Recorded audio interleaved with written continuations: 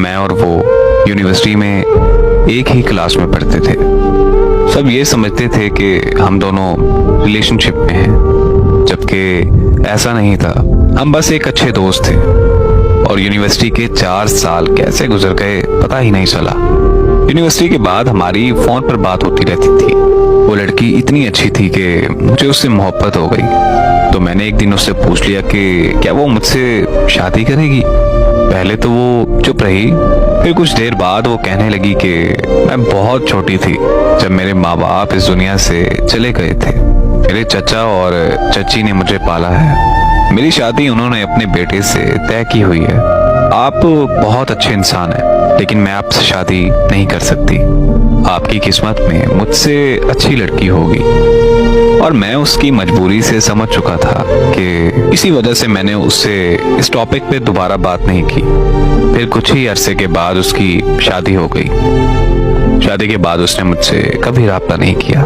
कुछ महीनों बाद मैं भी उसे भूल गया और एमएस करने के लिए अमेरिका चला गया। और फिर जब मैं 2 साल के बाद पाकिस्तान वापस आया तो यूनिवर्सिटी के कुछ पुराने दोस्त मुझसे मिलने आए।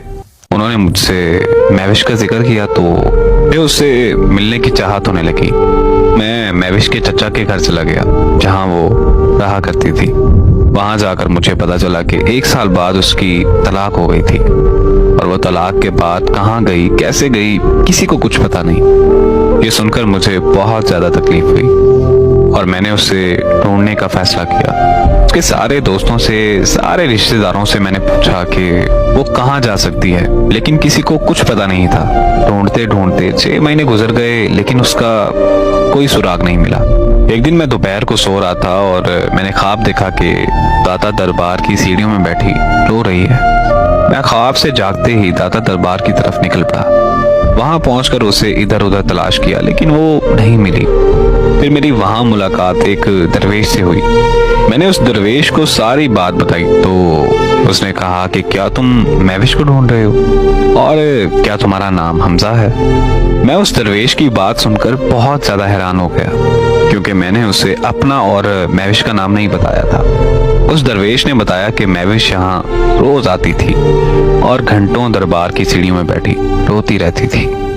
एक दिन मैंने उससे पूछा कि क्या इस दुनिया में तुम्हारा कोई अपना नहीं है, तो उसकी जुबान पर पहला लफ्ज, पहला नाम हमजा था। मैं उस दरवेश की बात सुनकर बहुत ज्यादा रोने लगा।